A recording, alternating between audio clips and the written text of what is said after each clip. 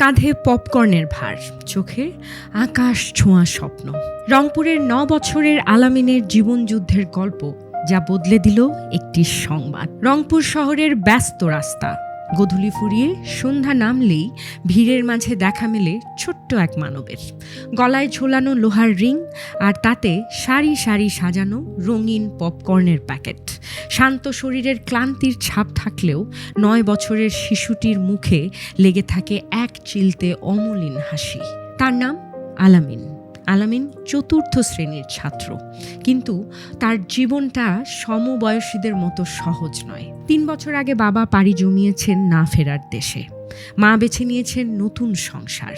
আশ্রয়হীন আলামিন ঠাঁই পায় রংপুর রেল স্টেশনের পাশে এক পরিত্যক্ত ঘরে, বৃদ্ধ নানা নানির কাছে।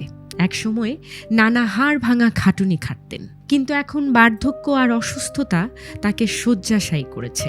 রংপুর নগরীর জুম বাংলাদেশ স্কুলে সে পড়াশোনা করে, কিন্তু স্কুল শেষ হতেই কাঁধে চেপে বসে সংসারের খানি। দুপুর থেকে রাত 10টা শহরের অলি গলি ঘুরে পপকর্ন বিক্রি করে আলামিন।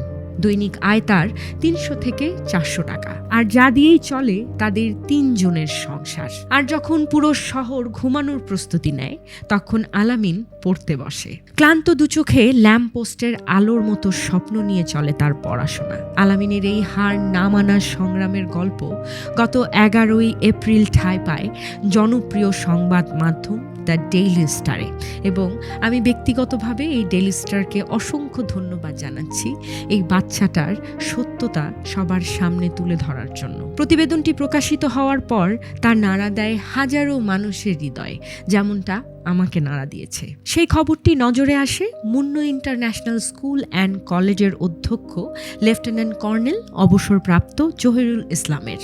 আলামিনের পড়ালেখার প্রতি অদম্য জেদ দেখে তিনি এক মহান সিদ্ধান্ত নেন। তিনি ঘোষণা করেন আলামিনের পড়াশোনার সমস্ত খরচ এখন থেকে তিনি বহন করবেন। এখন আর আলামিনকে শুধু পপকর্ন বিক্রির আয়ে অনিশ্চিত ভবিষ্যতের কথা ভাবতে হবে না। কাঁধের সেই লোহার রিংয়ের ভার নেমে গিয়ে এখন সেখানে উঠবে আগামীর সফলতার ঝুড়ি। সে বলেছে, আমি যখন একদিন প্রতিষ্ঠিত হব, তখন নিজের মতো এমন আরও অনেক আলামিনের দায়িত্ব নিতে চাই আমি। বন্ধুরা, আলামিন প্রমাণ করেছে যে অভাব কখনো প্রতিভা দমন করে রাখতে পারে না, যদি মনে থাকে অদম্য ইচ্ছা আর পাশে থাকে এক মুঠো মানবিকতা। আলামিনের নতুন এই পথ চলা সফল হোক, এই দোয়া আমাদের সবার আলামিনের জন্য।